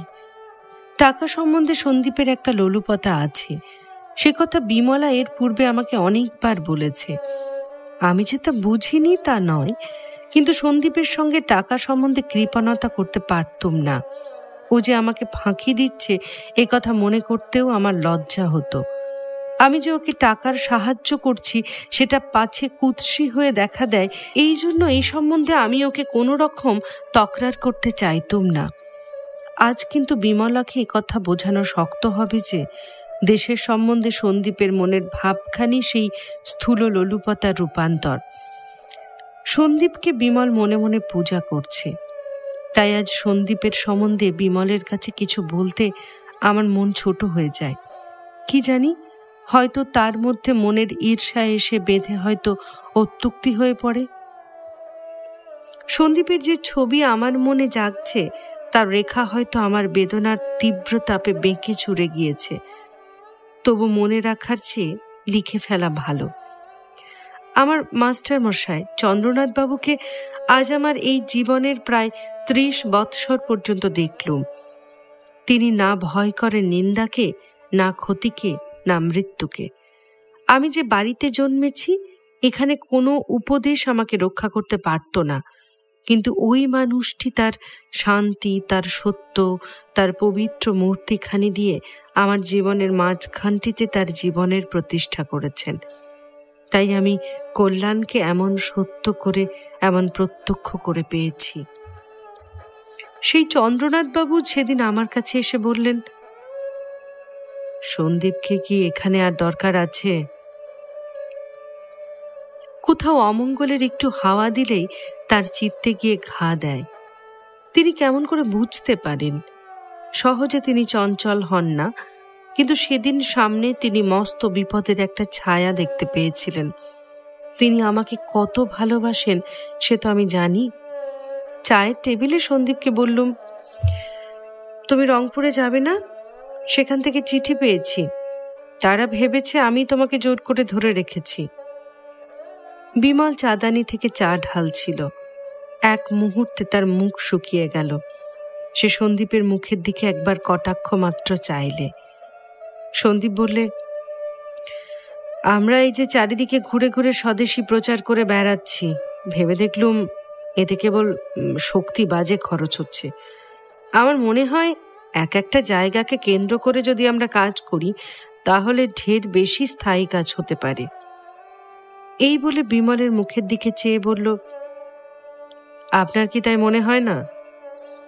বিমল কি উত্তর দেবে প্রথমটা ভেবে পেল না। একটু পরে বললে, দুরকমই দেশের কাজ হতে পারে, চারদিকে ঘুরে কাজ করা কিংবা এক জায়গায় বসে কাজ করা, সেটা নিজের ইচ্ছা কিংবা স্বভাব অনুসারে বেছে নিতে হবে। ওর মধ্যে যেভাবে কাজ করা আপনার মন চায় সেইটাই আপনার পথ। সন্দীপ বললে, তবে সত্যি কথা বলি, এতদিন বিশ্বাস ছিল ঘুরে ঘুরে সমস্ত দেশকে মাতিয়ে বেড়ানোই আমার কাজ। আমি নিজেকে ভুল বুঝিয়েছিলাম। ভুল বোঝাবার একটা কারণ ছিল এই যে আমার অন্তরকে সবসময় পূর্ণ রাখতে পারে এমন শক্তির উৎস আমি কোনো এক জায়গায় পাইনি। তাই কেবল দেশে দেশে নতুন নতুন লোকের মনকে উত্তেজিত করে সেই উত্তেজনা থেকেই আমাকে জীবনের তেজ সংগ্রহ করতে হতো। আজ আপনি আমার কাছে দেশের বাণী। এ আগুন তো আজ পর্যন্ত আমি কোনো পুরুষের মধ্যে দেখিনি। ধিক, এতদিন আপন শক্তির অভিমান করেছিলাম, দেশের নায়ক হবার গর্ব আর রাখিনি। আমি উপলক্ষ মাত্র হয়ে এই তেজে এখন এইখানে থেকেই সমস্ত দেশকে জ্বালিয়ে তুলতে পারবো, এ আমি স্পর্ধা করে বলতে পারি।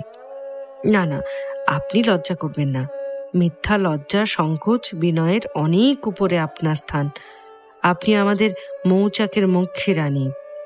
আমরা আপনাকে চারিদিকে ঘিরে কাজ করব, কিন্তু সেই কাজের শক্তি আপনারই। তাই আপনার থেকে দূরে গেলেই আমাদের কাজ কেন্দ্রভ্রষ্ট, আনন্দহীন হবে। আপনি নিঃসংকোচে আমাদের পূজা গ্রহণ করুন। লজ্জা এবং গৌরবে বিমলের মুখ লাল হয়ে উঠল এবং চায়ের পেয়ালায় চা ঢালতে তার হাত কাঁপতে লাগল। চন্দ্রনাথবাবু আরেকদিন এসে বললেন, তোমরা দুজনে কিছুদিনের জন্য একবার দার্জিলিং বেড়াতে যাও। তোমার মুখ দেখে আমার বোধ হয় তোমার শরীর ভালো নেই, ভালো করে ঘুম হয় না বুঝি? বিমলকে সন্ধ্যার সময় বললুম, বিমল, দার্জিলিংয়ে বেড়াতে যাবে? আমি জানি দার্জিলিংয়ে গিয়ে হিমালয় পর্বত দেখবার জন্য বিমলের খুব শখ ছিল। সেদিন সে বললে, না এখন থাক, দেশের ক্ষতি হবার আশঙ্কা ছিল। আমি বিশ্বাস হারাবো না, আমি অপেক্ষা করব। ছোট জায়গা থেকে বড় জায়গায় যাবার মাঝখানকার রাস্তা ঝোড়ো রাস্তা। ঘরের চতুর্সীমানার যে ব্যবস্থাটুকুর মধ্যে বিমলের জীবন বাসা বেঁধে বসেছিল, ঘরের বাইরে এসে হঠাৎ সে ব্যবস্থায় কুলোচ্ছে না। অচেনা বাইরের সঙ্গে চেনাশোনা সম্পূর্ণ হয়ে যখন একটা বোঝাপড়া পাকা হয়ে যাবে, তখন দেখব আমার স্থান কোথায়। যদি দেখি এই বৃহৎ জীবনের ব্যবস্থার মধ্যে কোথাও আমি আর খাপ খাইনি, তাহলে বুঝবো এতদিন যা নিয়ে ছিলুম সে কেবল ফাঁকি, সে ফাঁকিতে কোনো দরকার নেই। সেদিন যদি আসে তো ঝগড়া করব না, আস্তে আস্তে বিদায় হয়ে যাব। জোর জবরদস্তি কিসের জন্য? সত্যের সঙ্গে কি জোর খাটে? শেষ হলো ঘরে বাইরে উপন্যাসটির প্রথম পর্ব। দ্বিতীয় পর্ব একটু পরেই।